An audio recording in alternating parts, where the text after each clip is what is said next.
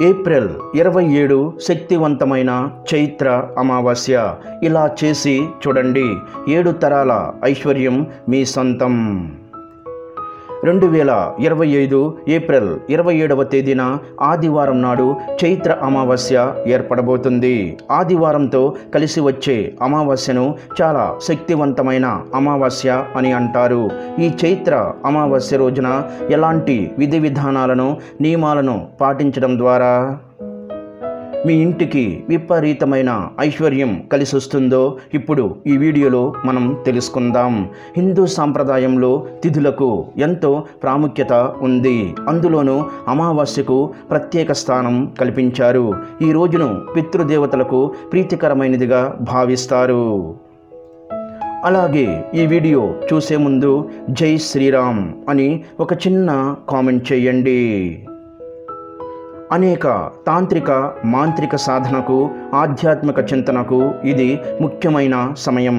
అలాంటి అమావాస్య గ్రహాలకు రారాజు, ఆరోగ్య ప్రదాత అయిన సూర్య భగవానుడికి అంకితమైన ఆదివారం నాడు వస్తే దాని ప్రభావం మరింత ఎక్కువగా ఉంటుందని జ్యోతిష్య, ధార్మిక గ్రంథాలు చెబుతున్నాయి.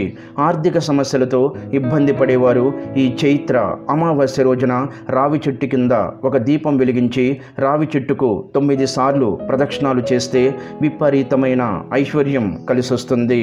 అమావాస్య రోజున రావి చెట్టుకు ప్రదక్షిణాలు చేస్తే మీ భర్త సంపద విపరీతంగా పెరిగిపోతుంది. అమావాస్య రోజున ఎక్కువగా భూమిపైన దుష్టశక్తులు సంచరిస్తూ ఉంటాయి. ఈ దుష్టశక్తులు మన ఇంట్లోకి ప్రవేశిస్తే మన కుటుంబంలో ఎన్నో సమస్యలు ఏర్పడతాయి. కాబట్టి ఈ అమావాస్య రోజున మీ ఇల్లంతా పసుపు నీళ్లు చిలకరించుకోండి. తద్వారా మీ ఇంటికి ఉన్న అష్టదరిద్రాలు తొలగిపోయి మీ ఇంటికి చాలా మంచి జరుగుతుంది. ఈ చైత్ర అమావాస్య రోజున ముఖ్యంగా అమ్మవారిని పూజిస్తే చాలా మంచిది. ముఖ్యంగా గ్రామ దేవతలను పూజిస్తే ఇంకా మంచిది. ఆర్థిక సమస్యలతో ఇబ్బంది పడేవారు ఈ అమావాస్య రోజున ఉదయం స్నానం చేసి మీ పూజ గది ముందు కూర్చొని ఓం లక్ష్మీదేవ్యై నమః అనే మంత్రాన్ని 108 సార్లు జపించండి. తద్వారా మీ డబ్బు సమస్యలన్నీ వెంటనే తొలగిపోయి విపరీతమైన ధనలాభం కలిసి వస్తుంది. అమావాస్య రోజున తులసి మొక్కను పూజిస్తే కోటి జన్మల పుణ్య ఫలితం లభిస్తుంది. తిన్న తరగని ఐశ్వర్యం మీ కుటుంబానికి లభిస్తుంది. తులసి ముందు ఒక దీపం వెలిగించి తులసి మొక్కకు ప్రదక్షిణాలు చేస్తే మీ ఇంట్లో పుష్కలంగా డబ్బు ఉంటుంది. ఈ అమావాస్య రోజున పొర్రపాటున కూడా తలకు నూనె రాయకూడదు. ఇది అనారోగ్యాలకు దారితీస్తుంది. గుమ్మడికాయకు ఎన్నో దైవిక శక్తులు ఉంటాయి. కాబట్టి ఈ అమావాస్య రోజున మర్చిపోకుండా ఇంటి ముందు ఒక గుమ్మడికాయను కట్టుకోండి. గుమ్మం ముందు గుమ్మడికాయ ఉంటే మీ ఇంట్లో లక్ష్మీదేవి తిష్ట వేసుకుని కూర్చుంటుంది. మీ ఇల్లంతా ఐశ్వర్యంతో నిండిపోతుంది. మీ ఇంటికున్న నరదిష్టి దోషాలన్నీ తొలగిపోతాయి. ఇంటి ముందు గుమ్మడికాయ కట్టలేని వారు గుమ్మానికి కల్లు ఉప్పు మూటను కట్టుకోండి. ఒక ఎర్రటి వస్త్రంలో రాళ్ల ఉప్పును వేసి మూటలాగా కట్టి ఇంటి ముందు వేలాడదీయండి. మీ ఇంటికి అఖండ కుబేర రాజయోగం సిద్ధిస్తుంది. ఈ అమావాస్య రోజున ప్రతి ఒక్కరూ ఖచ్చితంగా దిష్టి తీసుకోవాలి. అమావాస్య రోజున దిష్టి తీసుకుంటే చాలా మంచిది. ఈ చైత్ర అమావాస్య రోజున ఇంట్లో ఉన్న ప్రతి ఒక్కరూ ఉప్పుతో దిష్టి తీసుకోండి. అలాగే ఈ అమావాస్య ఆదివారం రోజు వచ్చింది కాబట్టి ఈ అమావాస్య చాలా శక్తివంతమైనది.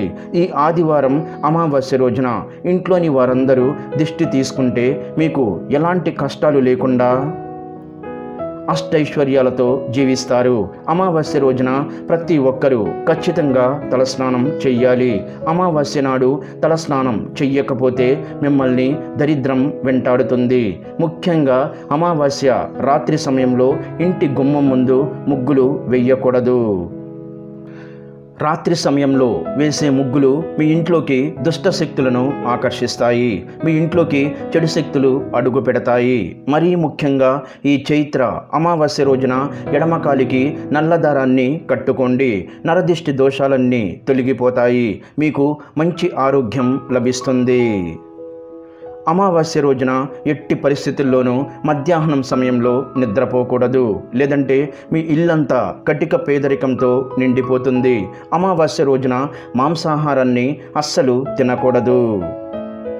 జీవితంలో ఏమీ లేని స్థాయి నుండి గొప్ప స్థాయికి ఎదగాలనుకునేవారు ఈ అమావాస్య రోజున గోమాతను పూజించండి. అమావాస్య రోజున గోమాతను పూజిస్తే జీవితంలో ఉన్నత స్థాయికి ఎదుగుతారు.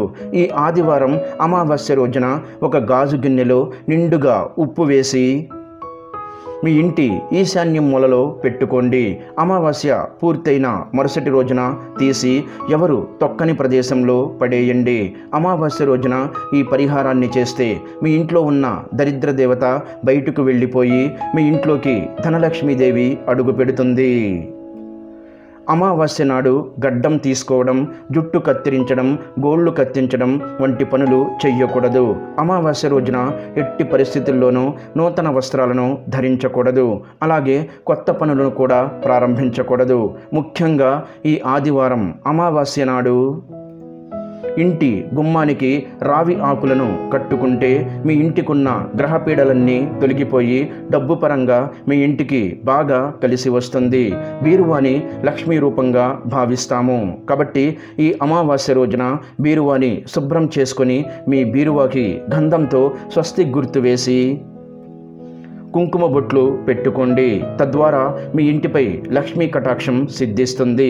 అమావాస్య రోజుల్లో పొర్రపాటున కూడా గోధుమలు, బియ్యం అలాగే చూపురును కొనకూడదు. వీటి వల్ల మీ కుటుంబానికి దరిద్రం సంభవిస్తుంది. అమావాస్య రోజున దేవుని పటాలను శుభ్రం చెయ్యకూడదు. ఎవరైతే అప్పుల సమస్యలతో ఇబ్బంది పడుతున్నారో అలాంటి వారు ఈ అమావాస్య రోజున ఒక ఎరుపు రంగు వస్త్రాన్ని మీ బీరువాలో పెట్టుకోండి. అమావాస్య రోజున ఇలా చేస్తే క్రమక్రమంగా అప్పుల సమస్యలన్నీ తొలగిపోతాయి. అమావాస్య రోజున ఎవ్వరితోనూ అబద్ధం చెప్పకూడదు. అమావాస్య నాడు భార్యాభర్తలు సంభోగానికి దూరంగా ఉండాలి. ముఖ్యంగా ఈ చైత్ర అమావాస్య రోజున మీకు దగ్గరలో ఉన్న అమ్మవారి ఆలయానికి వెళ్ళి 3 ప్రదక్షిణాలు చేసుకొని అమ్మవారికి బెల్లం పరమాన్నం నైవేద్యంగా పెట్టి అమ్మవారి ముందు దీపారాధన చేస్తే మీకున్న కష్టాలన్నీ తొలగిపోయి విపరీతమైన అదృష్టం కలిసి వస్తుంది. అలాగే మీ జీవితంలో డబ్బు కొరత ఏర్పడకుండా ఉంటుంది. అమావాస్య రోజున మీ శక్తి సామర్థ్యాల మేరకు పేదలకు నల్ల నువ్వులు, దుప్పట్లు, నల్ల బట్టలను దానం చెయ్యాలి. ఈ రోజున చేసే దానాలకు విశేషమైన పుణ్య ఫలితం లభిస్తుంది. అమావాస్య రోజున పవిత్ర నదులలో స్నానం చెయ్యడం, పూర్వీకులకు తర్పణం ఇవ్వడం వలన మన పూర్వీకులు సంతోషిస్తారని, మన ఇంటిపై పూర్వీకుల ఆశీర్వాదం ఉంటుందని శాస్త్రాలు చెబుతున్నాయి. అమావాస్య తిథి ముఖ్యంగా ఆదివారం నాడు వస్తే కొత్తగా ఏ శుభకార్యాన్ని మొదలు పెట్టకూడదని శాస్త్రవచనం. ముఖ్యంగా వివాహం, గృహప్రవేశం, నామకరణం, వ్యాపార ప్రారంభోత్సవాలు వంటివి చెయ్యకూడదు. సూర్యుడి ప్రభావం అధికంగా ఉండే ఆదివారం కావడంతో ఆ రోజు శక్తి కేంద్రీకృతంగా ఉంటుంది. ఈ సమయం ఎక్కువగా ఆధ్యాత్మిక సాధనకు, పితృదేవతల ఆరాధనకు కేటాయించడం ఉత్తమం. అనవసరమైన సుదూర ప్రయాణాలను ఆదివారం అమావాస్య నాడు వాయిదా వేసుకోవడం మంచిదని పెద్దలు చెబుతారు. ముఖ్యంగా రాత్రి ప్రయాణాలను పూర్తిగా నివారించాలని సూచిస్తారు. అవసరమైతే తప్ప ప్రయాణాలను మరో రోజుకు మార్చుకోవడం శ్రేయస్కరం. అమావాస్య రోజు సాత్విక జీవన విధానాన్ని పాటించడం శ్రేయస్కరం. మాంసాహారం, మద్యం, ఉల్లి, వెల్లుల్లి వంటి తామసిక గుణాలను ప్రేరేపించే ఆహారాలకు దూరంగా ఉండాలి. ఇవి మనసును అశాంతికి గురిచేసి ప్రతికూల ఆలోచనలను పెంచుతాయని నమ్మకం. అలాగే అనవసరమైన వాదనలకు, కలహాలకు దూరంగా ఉండడం చాలా ముఖ్యం. సంయమనం పాటించాలి. ఇతరులతో ప్రేమగా శాంతియుతంగా మెలగాలి. ఇంట్లో ప్రశాంత వాతావరణం ఉండేలా చూసుకోవాలి.